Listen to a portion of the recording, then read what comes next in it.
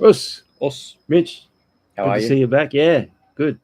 Today we're going to talk about supplements, particularly the sort of supplements that are useful before, during, and after training. I think it's pretty important. And I have to say, I've basically just fudged my way through it. Just, I did enough research over the years to kind of get some idea of what was going on. But I have to say that if I was put under oath in a court, would I know what was right or wrong? No, I wouldn't. So I've just usually done my own thing. Um, uh, Here we go. G'day, Marco. Us, Gaza. Good to see you. Us, Mac. Us. Xian Mac. Xian Mac pointed out to me that UK's on summertime. So London time is not the same as GMT at the moment, as Greenwich Mean Time. They're an hour apart. Yeah. Wow. Us, Mike. Chrissy. Us, hey, buddy. Chrissy. How are you? Good to see you. But anyway, here we are. And I think this is a really valuable subject simply because so many people get it wrong. Yes. The first thing that comes to mind, Mitch, is that there's training and there's training. So the whole idea of a blanket overall idea of what works before, during, after training is completely wrong, I'm thinking. Well, it's just difficult. It depends, right? Those two words, because training means so many different things. And like you said, there's training and there's training. The morning sessions, like you've got a saying, there's that saying, you're only as good as your last you're only as good as your last training session, but you say you're only as good as your morning training session. Yeah, you're only as good as this morning's training session. That's right. Yeah. So I train every morning, but my session is so light. It's nearly like waking up kind of thing. So I wouldn't class that as training, if that makes sense. Yeah, well, I disagree simply because I just want to be controversial. No, I disagree simply because I can tell you, as you get older, it is. Yeah. What is more important is the consistency. Absolutely. Yeah, but that's a fair call. So the supplementation you take is, I believe anyway, very much determined by the content of your training. Absolutely. Is that fair? And not just that, the goals that you have physically as well. Are you wanting to gain muscle mass? You're in that stage of your life. You're a competitive young man that wants to get bigger and stronger. Are you someone that's naturally that way and you need to cut weight for a tournament, for a weight division? Or are you happy where you are? Yeah. Are you training for longevity? Like we get older, we focus on. So those factors come into play as well. Yeah, very, very important subject. And I'm glad I got Mitch here because he's spent a lot of time and energy studying this sort of stuff. And my research in it is quite superficial. But between us, I think we'll probably come up with some pretty good answers. So basically, at the end of the day, Mitch, I think if there's anything that I'm looking for, it's as simple a formula as we could possibly get to get an idea. Let's say, for example, start at an average Kyokushin workout, which you could argue is the same as an average Muay Thai workout. It's the same as an average kickboxing workout, but it's actually not the same as an average BJJ workout. No. Very different animals. So I'd say that when you do a workout, which is predominantly, and in Kyokushin, it's 99.9% on your feet. That is very different to a BJJ workout, which is 90% on your back, sitting on your bum, and you've only got I did a session just actually today with the BJJ guys, and it was predominantly on the feet, all leg shots, drills to develop a good shot and everything. And the level of exhaustion is so much higher. Yeah. The wrestling side of it is so much higher. But that's a rarity as a general rule. I don't want to blanket any training or any system, but like you said, 90% of jiu-jitsu is on the ground, essentially. Yeah, and they have built-in mechanisms so that you can pull back if you want to. Unlike Kyokushin, if you say, I'm just going to sit the next 5 rounds out, they burst into laughter. Yeah. At BJJ, I'll just sit the next round. Yeah, no worries. That's the nature of the game. So let's look at Kyokushin though. Let's look at an average 1.5 to 2 hour workout where you've got warm-up basics, good solid work where your heart rate would probably get almost sub-maximal in periods of time. And consistent repetition of contraction. Yes. Legs are isometrically contracted when you're on the upper body. Yes. Legs are being used extensively when you're doing lower body kicking. So what's a good start? Let's say I'm a 24-year-old kid training for a tournament, just about to head out to training in 2 or 3 hours. What would you recommend? I would recommend that they think about this more than 2 to 3 hours before training. So as a broad overview comment, that our overall nutrition is so much more important than our pre, during, and post-training nutrition. Because if you look at it mathematically, the nutrition you have immediately around training, if you eat, breakfast, morning tea, lunch, dinner kind of thing, and a snack after, you're probably only 25 to 30% of your actual nutritional intake at max is right around training. The other 75% is away from training. So we want to get the compounding of good nutritional habits done away every day. That's a good point, because you walk into the average supplement store and you're hit with a wall of pre, post, and during training supplements, but no one talks about how crappy the rest of your diet is. And a lot of these guys do have crappy diets. Majority of people, it's funny, my dad sort of says this too. You ask people, do you eat well? And nearly everyone will say, yeah, I eat really well. And if you followed them around shopping and looked at what they actually put in their mouths all the time, you'd probably go, it's not the case. I think human beings have a big opportunity to improve our nutritional intakes. There's a lot of food scientists and marketing and companies that really want to prey on people. And I think the FOMO of the gorillas you see in supplement stores selling you pre-workout stimulants and so on are not in your highest and best good. Yeah. If you need a pre-training stimulant all the time, we we're just talking about before, I think there's three. You brought up the biggest one, which is attitude. You said number one, there's an attitude problem if you need that. And the other things are your actual training program needs looking at, because if you can't train, you need to get up for training every session. There might be an issue with your training program. And secondly is an issue with your overall nutrition. And thirdly is a lifestyle issue as well. Maybe you're not getting enough sleep. Maybe you're not drinking enough water through the day. All those kinds of things combine. If you get them sorted, the amount of times you need a pre-training stimulant is so minor, it's not funny. Exactly. The flip side is so many people rely on and depend on that pre-training supplement. They think that it's like a necessity. Yeah. And all they're really doing is admitting that the rest of their nutrition isn't right. That's right. That's my opinion about that. So for me, pre-training has always been just have a nice balanced meal, enough time before training that I don't feel nauseous. I remember when I was a high school kid, I would once or twice eat too close to training. So it became actually probably my first ever personal scientific experiment. How far before training did I have to eat so that I would benefit from it without getting nauseous? Yes, that's a big thing. That's a big thing. And actually, just on that topic as well, when it comes to training, depending on as a general rule for all this, depending on your goals, is how far you'd eat before training and after training. So if you're a young male or female and you want to increase your muscle mass and size and power and so on, you'd want to eat, like you just said, Shian, as close to training as possible that you can tolerate the training without making you sick. During training, you want to take in some electrolytes and probably liquid carbohydrates or something like that, protein carb mix. Again, very dilute that you can take in calories during that time. And then post-training, you want to take in as soon as possible to replenish what you've lost. The flip side of that is if you're someone that wants to drop weight and drop body fat and become lighter as you go through life. And there's a lot of value in that, especially as we age and especially if you're doing kyokushin on your feet to protect lower body joints, hips, knees, and so on. You want to go as long as possible without eating and train close to an empty stomach, take in water and leave post-training nutrition for a while as well. So our body can burn its own fuel sources instead of the exogenous ones we take in.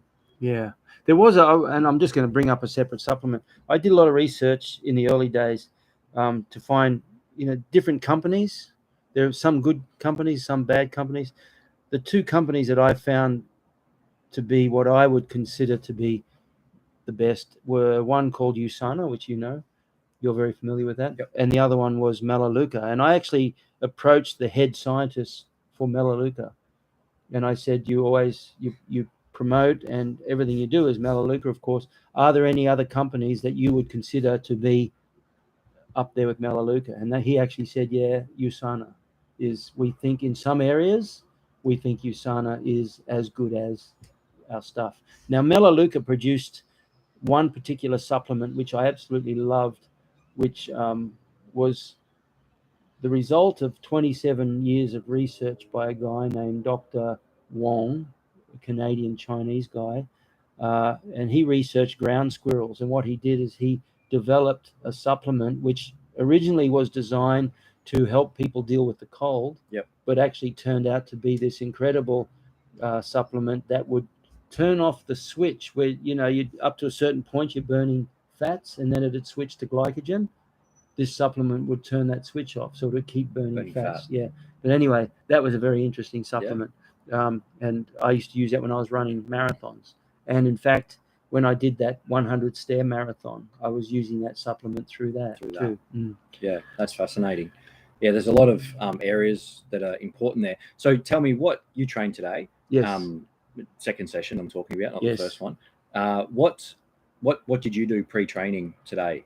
Okay, so before my first session, it's too early. So if I was going to eat before that, I'd have to get up at some ungodly hour, and I'm already getting up at 5. So what I do is I get up and I have a protein shake before training. Yep. Then I train. Then immediately after training, within literally 20 to 30 minutes of training, I have a big omelet. Yep. And a salad. And then I have a few hours off before my next training session. Before the next training session, I'll often have a little snack. Like today, what was it? It was Sack bought me some sashimi, and I had with Mexican refried beans to give me some dense carbohydrate. Yep. And some cottage cheese. Yep. To give me some fats as well. So that was what I had literally 20 minutes before training. Yep. And then during training, I'm just hydrating with water because I'm not training that hard, but it's still good to hydrate. And then after training, I'm right here. So I haven't done anything yet. The window's closing. Yes, the window's closing. Do you want to talk about that concept? Yeah, many years ago. I don't know where it came from, and so I'm going to err on the side of humility and say I didn't come up with it, but it was a good concept. That when you finish training, the door is very wide in terms of what you can eat to regain energy. You've burned up fats, you've burned up carbs. If you've gone into really overdrive, your body may have even burned up muscle tissue, protein. Yes, proteins. So depending on what you did, you could virtually eat cardboard and the body would get benefit from it one way or another. But that door is closing, and it's closing slowly over a period of about 90 minutes, so that after about 90 minutes, you then have to be far more specific about what you had. So that would include good quality protein, lots of the best thing for me that I just used to absolutely love after training was watermelon and slices of oranges, because you get that sugar that you burn up, and it's got the fiber in it as well, and it's got how can you beat the flavor of delicious, and it's hydrating too. Yes, which replaces that as well. And just before we talk about the topic of fruit as post training, what do you want to share your story of your showdown grading you were just telling me before? Yeah, well, because that's a good example of taxing yourself to the max. Okay, so in Australia we do 40 rounds of kumite. My grading, showdown grading was the 12th November 1981. Took a long time before I finally got around to it, but it was in North Queensland, so tropical Queensland, in summer, and I'm standing in the dojo of Shihan Trevor Field where it was held, was an iron shed, and I'm standing in a pool of sweat before even starting, thinking this is insane. What am I going to do? So I was actually supplementing myself through the grading with water, with rehydration stuff. Even though electrolytes, I didn't even know the word electrolytes then. But anyway, the big thing was I felt so worn out after the grading that my buddy Bobby McCausland, shout out to Bobby, took me down the local Olympic swimming pool, and we sat in the pool up to our necks for literally at least an hour. So it was like an ice bath to cool my body down. I was so hot, and I had 3 cartons of chocolate and strawberry flavored milk. And I don't know why, but I was craving for flavored milk. And it made sense because milk already has a really nice balance of protein, fats, and carbohydrates, but I needed more sugar. So you got the chocolate flavoring in it, and it gave me that sugar as well. So I just had a craving for it, and we sat in the pool, and I just threw back 3 cartons of milk. And because you taxed your body so hard during the showdown grading, your body it required that. But most training sessions, you wouldn't have 3 tubs of milk Definitely not. post-training, but No. it's just a good example of the Yeah. body needing what it Yes. needed at that time, isn't it? Yes, exactly. So your body is a very wise counselor, and sometimes if you listen to it, it'll tell you what you need. It's like pregnant women who can't help themselves. They crave for my wife, when she was pregnant, was craving for toasted tomato sandwiches. I'm sure if you did a nutritional breakdown of it, you'd find that it gave a good balance of what she needed at the time. Yeah. So going back to the Kyokushin trainings, typical Kyokushin training session before training, hydration would be very important to make sure that you're well hydrated. And that would maybe include electrolytes and things like magnesium and B vitamins and so on. If you want to go that far down the path, especially if you're a sweater, especially if you're going to be training hard, or especially if you live in a really hot climate. These things have a huge role to play. Maybe in the first 45 minutes to hour, maybe not so, but post like 45 minutes to an hour of training, it really becomes important. Very important, that type of thing. Yeah. And the mention of, are you in the tropics or are you in Sweden up there with Frederick and all the Scandinavians who are training in -5 degrees? Well, clearly the rate of sweat is different to someone who's training at Thursday Island in the tropics, where you just walk outside and already you break into a sweat. So you need to keep in mind that as well, where you're training. Yeah, big thing. Yeah. And then some sort of low glycemic index carbohydrates before training, or a balanced meal. And one of the ways to do that is to just take in protein, carbs, and fats as close as you can without feeling funny about it. For me, I use a couple of different bars I'll have before training, and I'll usually a piece of fruit, whether it's an apple or something, and combining the apple with that gives me a good energy source for training. If I'm training afternoons, in the mornings, I train with nothing. I train fasted. I've learned to do that in the mornings. And then during training, you should tell me before what you do with when you're training. Yeah, if I'm doing a hard session, I have a bottle of 1.5 liter bottle of water with a little bit of flavoring in it, just because it makes it easier to throw down. And I'll add electrolyte replacement. Usually I use Endura, which is pretty good. And I'll add to it a vitamin B6 magnesium supplement as well, just to buff up the amount of magnesium. Whether that's good or not, I don't know, but it seems to be what my body finds. I think it's a very good thing. Okay. Yeah, most people are deficient fairly in magnesium, and you're sweating and training so much. And if your body doesn't need it, it'll get rid of it. It's not a negative thing. So I think it's a great thing. The other thing I can suggest as well is something I like to do is add lime or lemon juice. I used to squeeze lemons into it as well. Yeah. And you've talked, actually, do you want to share the story of? Well, I remember years ago watching Francisco Filho, Ademir Costa, all the Brazilian guys, and they'd be warming up before world tournaments. This is before the 3rd and the 4th and the 5th and the 6th. And I'd watch them warming up before tournaments, and they'd be sitting there stretching, hydrating, sucking lemons. And I thought, well, that was interesting. And to me, I couldn't work it out, but in a way, lemon's very alkaline. So I'm thinking maybe it helped the body to become alkaline and allowed them to work on their flexibility. And that's what my guess. Yeah, maybe. And the other thing too is the alkalinity, because they're going to go lactate, acidic in the round. So maybe the alkalinity was something to help. And another, it's not so much a supplement, but thing you can try, experiment with if you want to, is sodium bicarbonate. Have you done that before? It's a buffer. I'm sure I have. Yeah. Henry Osiecki's book Food of the Gods. Yeah. That was my go-to. It's a brilliant book. Yeah. Brilliant. In fact, if I can find it, I'll show people. But doing that as well can act as a buffer for lactate in the blood, so you remain less acidic, less burn, I guess, when you train. But I will tell you this: if you're going to play with this sort of stuff, do very little doses, and don't do it in a big training session. Build up to it, because it can have a laxative effect if you go too hard with it. Can I go back a step? Yeah. You mentioned glycemic index.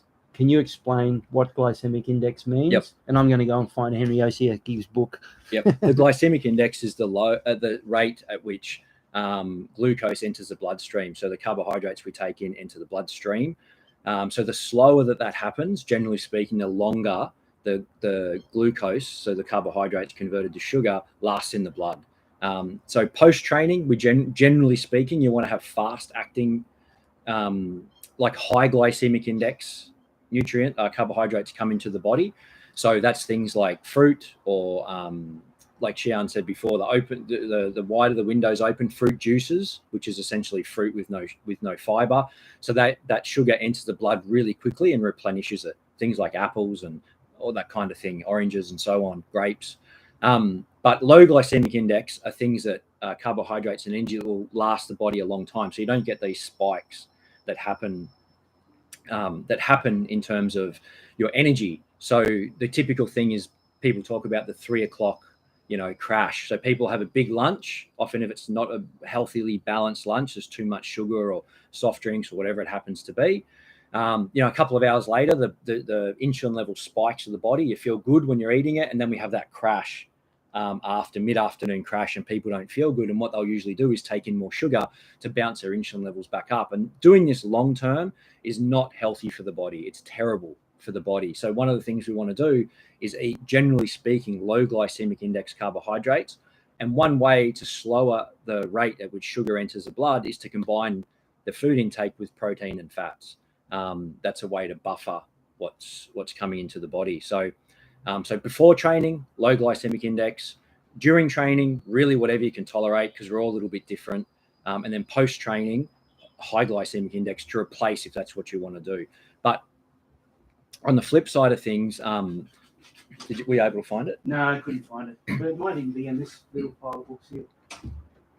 So that's one of the things. And I think the other thing to keep in mind about as well with martial artists as well, and this martial arts is different to sport. I consult with a lot of different athletes in different sports, but as martial artists here, I think one of the things that a beautiful thing that the martial arts offers is the ability to face struggle and face challenges.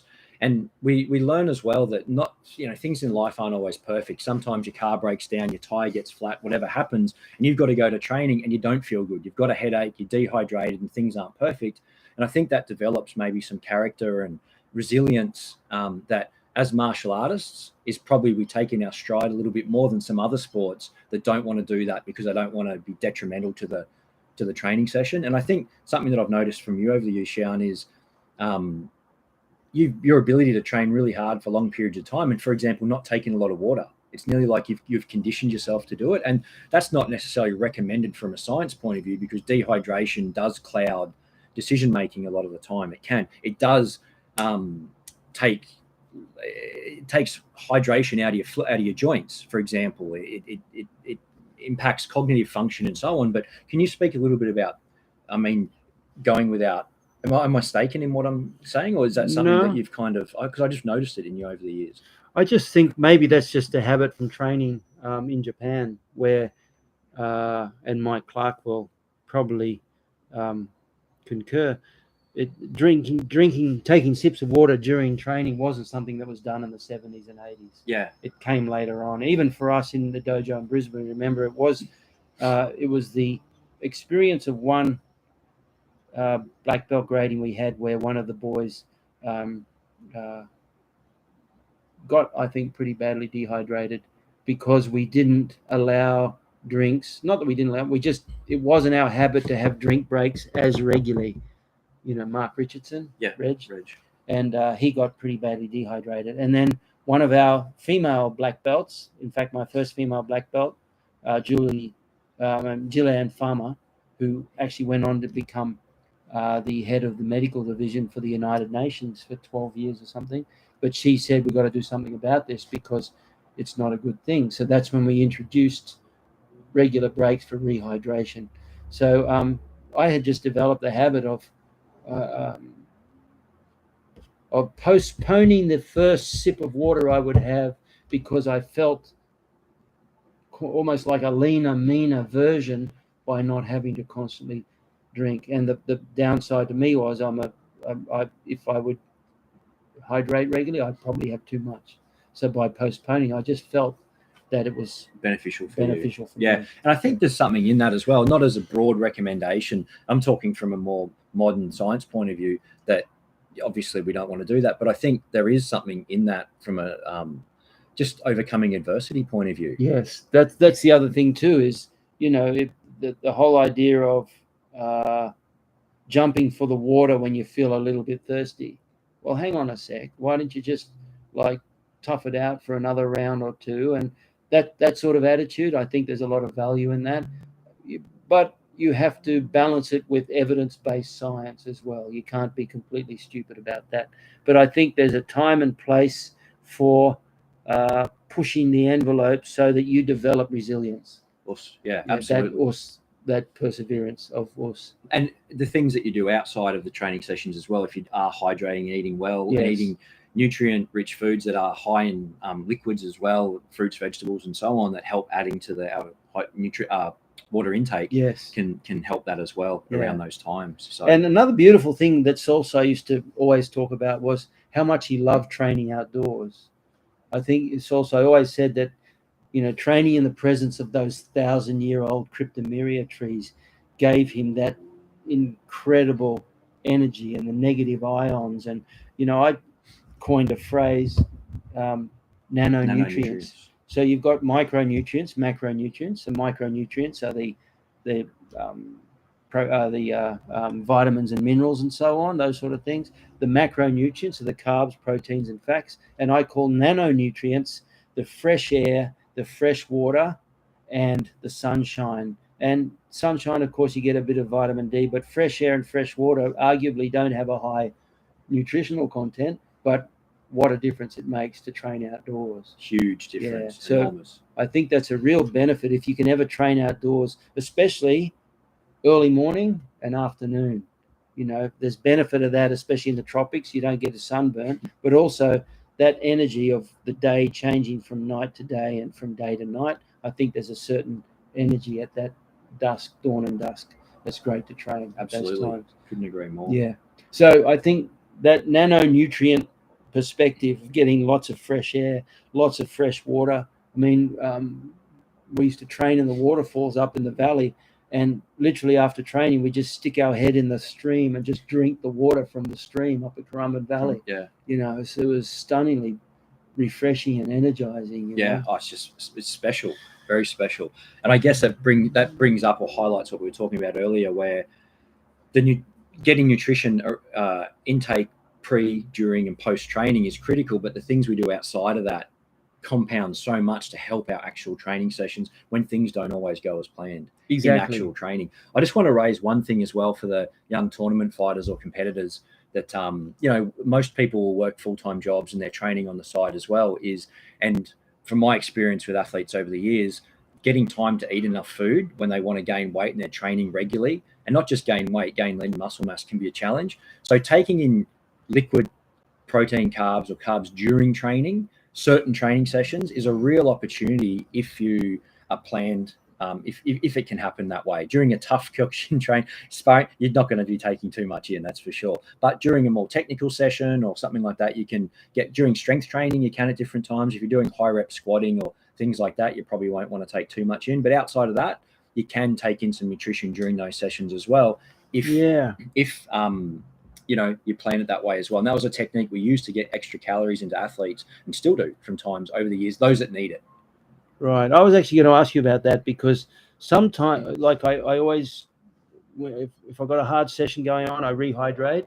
But sometimes I always felt, especially as I get older, that I'm thinking maybe it's always good. I always found it's good to protein supplement after training. But why not start a little earlier? Why not sip protein supplement through the training session as well? Because protein sometimes can take a little bit of time to be able to process in the body. So I always, and I never did it, I must admit, maybe if I did it once or twice to experiment, but I didn't do enough experimentation to come up with any conclusions. I'm thinking a rehydration supplement with the electrolyte replacement, so on, but also a protein supplement I could sip. What do you think about that? 100%. I think there was a big trend from the 80s and 90s when research started looking at these things, and post-training nutrition got everything, and there was those sort of wives' tales that you don't want to train with a full stomach and you'll cramp and you'll be, but it's not that simple. Some people do those things, but on the whole, you can take in protein before training, and then it's in, so long as you can tolerate the nutrients in your stomach. Take it before. Absolutely. Why would you wait to deplete the body before repleting it, especially if you want to be as anabolic and muscle building and recovered as possible? Different story for someone wanting to cut completely do the opposite. Mm. But yeah, absolutely. Mm. I'm a big fan of that. Very interesting. And the last thing I want to actually talk about is this addiction that we seem to have for energy drinks. Did you have a giggle of what Chris said? Chris just right. Because just quick story, when Chris and I were living together as Uchideshi. See Chris Dunn there, everybody. You can see Chris Dunn's comment. Chris Dunn is my sister's son. He's one of he and Mitch live together as Uchideshi, and they're good mates. So we used to Tuesday nights would be a fight class, and it'd be a little bit shorter. And where the dojo was in the valley, we'd quickly duck out once a week because we had no money. But we'd get 22 with rice, Patsuyu, the Thai restaurant, 22 with rice, and we'd eat so much rice that we'd weigh ourselves after training to see who could be the heaviest and put on the most weight after training. So every time I see that, I just laugh. I knew there was an inside joke going on. I just didn't know what it was. Yeah, because now they're telling me because they weren't meant to duck out. No. As Uchideshi, they were being naughty. Yes. But anyway. I'll do the push-ups after. But anyway, look, we have this addiction, not just martial artists, probably less so martial artists, because as a general group, hopefully we're smarter than that. Energy drinks. They seem that the energy drinks, I think, have pulled the wool over people's eyes. You know, Mother and Red Bull and all these sort of things. What's your take on them? Not good. I don't want to get sued, but not good. I think like a company like Red Bull does an amazing job branding. You know, they sponsor some of the best athletes in the world. They do the Red Bull Air Show, the diving, they put so much money into brilliant marketing. But let's face it, their product is not good for you. There's nothing healthy or valuable about it. Same as Mother, same as Monster, same as all these companies, and they're destroying people's health. Very high caffeine. Basically, they're very high caffeine. They all have taurine. I've looked into taurine because I thought maybe the taurine overdose was bad, but there's not a lot of evidence to suggest that there's a problem with taurine. It's actually an essential amino acid. It's not a body-building amino acid, but it is an essential amino acid, and babies get it through the mother's milk anyway. So I don't think there's ever a need to supplement for taurine. It's not like you're going to run out of it, and there's also no danger. The main thing with things like Red Bull and those supplement drinks is a very high sugar content, even though you can get no sugar ones now, so good on them, but very high in caffeine. I mean, you don't have one can of that stuff. You tend to drink more and more of it, and it's very high in sugar, and like Mike says, very high in caffeine. And you get the crash I spoke about before with the insulin, high glycemic index foods. You get this insulin spike and then the crash. There's nothing valuable about them. I mean, one of the best things people can do is just, even soft drinks. I'm not a fan of soft drinks. I know I'm probably annoying a few people now, but like soft drinks is just drink water. One of the best things my sister's boyfriend, Colin Dobe, said to me about when I was about 13, he said, don't touch caffeinated drinks. And I actually, obviously I've had caffeinated drinks my whole life, but it was always the exception rather than the rule. Yeah, and I took his advice quite well. The other thing too is I remember once, I have a funny story, at the 1992 Singapore Commonwealth titles. We had a team of fighters there, and they did quite well. And Gary O'Neill, I think, was 17 or 18 years old or something. And it was sponsored by Red Bull. And it was the first I'd ever heard of Red Bull. Yeah, first I'd ever seen Red Bull. And so there was literally pallets of Red Bull. And of course, you don't know what's in it. So you just think it's a soft drink. And I remember at one stage I'm sitting there, and Gary O'Neill comes up and he goes, "Oh," he's like he's drunk. He wasn't drunk. He hadn't been drinking, but he was so high on sugar and caffeine. He goes, "Oh, Sensei, what's in that Red Bull?" I said, "You had a few." He says, "I think I had too many." It was so funny. It was almost like he was drunk. But yeah, and then you hear stories about, kids who play computer games and think that energy drinks are a replacement for nutrition. So anyhow, be careful, energy drinks. If that's your thing, knock yourself out. It's not for me. I would never touch them in a 40. Literally, you would have trouble making me drink one if my life depended on it. You could offer me $1,000, maybe I would, but I go and puke it up later. Yeah. But the point is, I can't see any benefit in them at all. I'd much rather eat a chocolate ice cream bar because at least you got some protein and fat in there. Or just some fruit. Yeah, just some fruit. Anyway, so there you have it, guys. So in a nutshell, essentially speaking, we're looking at before, during, after. You want to hydrate before, hydrate during, get your energy through, replace the sugars that you burn up after, have a good meal before, have a good meal after. During the session, if you can, hydrate. Find a good electrolyte replacement. There are some aren't good. You try to get all the electrolytes. So there's the 4 major electrolytes, but include magnesium. Always look for magnesium. Often they don't include magnesium, probably because that's the most expensive ingredient. And also start diluted. Don't go too concentrated. Start really dilute in terms of how much you put in, and then build it up as you feel your body can tolerate. One question for you, Sean, is with the jiu-jitsu or the grappling, the rolling, and having a full stomach of water, you got to be careful of that too. Yeah, well, there's a couple of reasons why. One is if you got a guy's 110 kilos who knows how to put pressure on you, you don't want that pressure on a full stomach or even a full bowel. That pressure. So you've got to make sure your position's straight, but also the energy requirements are very different.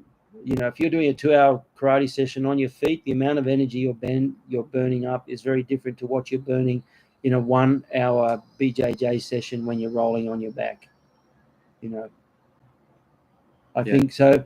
Yeah, you want to be careful. I tend to find that as long as you know the timing of your training. So if you're rolling hard with someone, usually that's at the end of training. So you may have an hour of training before the rolling happens. So if you're comfortable having a good solid meal an hour and 15 or so before, well then by all means have a reasonably solid meal. And by that I mean a good balance of low glycemic carbs. And for that I use Mexican refried beans, would you believe? Every single meal I have a dollop of cottage cheese because it's the highest protein cheese you can get, and a dollop of Mexican refried beans because of the high density, low glycemic index. So if you can tolerate that 15, 20, half an hour before training, and because you know that the roll's not going to happen for an hour and a half then. So your body will have digested it. Yeah, you're good to go. Yeah, you're good to go. And of course, if your technique is so bad that you lie on the back and let some idiot put a knee right on you, you deserve whatever happens. Anyway, thanks, guys. Mitch, great. Thank you very much. Once again, always good to have you. I think these discussions, as Mike mentioned, I think these discussions are really worthwhile, and it's very much to my benefit, and I really appreciate you coming along because you add so much quality knowledge. That's very kind of you, but you're the one that people are here to see, and I get way more from it, so I really appreciate it too. Thank you. Well, we'll just have to look after each other and that. Thanks, guys. Paul, Al, good to see you, Al. Chrissy, you had your Soto Deshi exemption, the outside, not Uchi Deshi, Soto Deshi. Yeah, well, you never told me until now. Us, Xiao Mac, good on you, Frederick. Thanks again. Thanks, everybody. I hope you got some benefit from that. Leave comments. Make sure you subscribe. If you're not subscribed, by all means, hit subscribe, hit the small bell. Help me grow my channel. I think I'm up to about 1,970 subscribers. So another 20 or 30 subscribers, I'm going to have 2,000. So spread the word. That's the most important thing, is get the word out. Tell people that there's some benefit to be had here. And appreciate it very much. Also, the Patreon family, you guys have no idea what a difference it makes during these times when my income is very low. I was telling Mitch, I'm making money out of YouTube now. Did I tell you how much I made out of the first 12 months? I think you didn't spend it all at once. No, $18.80. But anyway, that's nice of YouTube. I probably lose half of that in tax anyway. But anyway, Patreon, everything you do for me is out of this world, so I really appreciate it.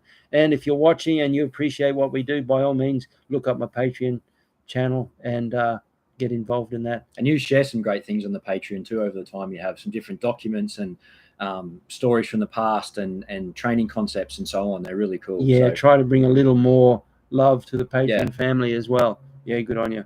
Thanks, guys. Us. See you next week. Us. Us.